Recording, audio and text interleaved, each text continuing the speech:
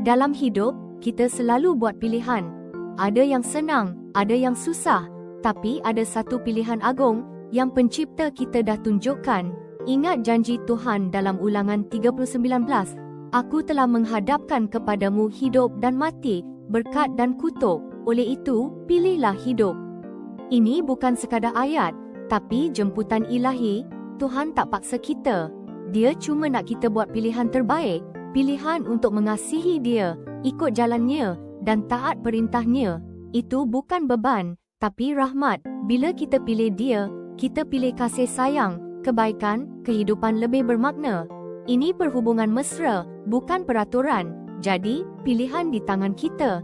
Nak pilih kehidupan penuh berkat, janji kekal, atau jalan lain.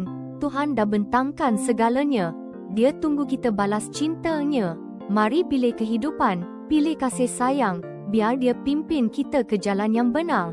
Pilihan ini akan ubah segalanya, selamanya, dengan kebahagiaan sejati.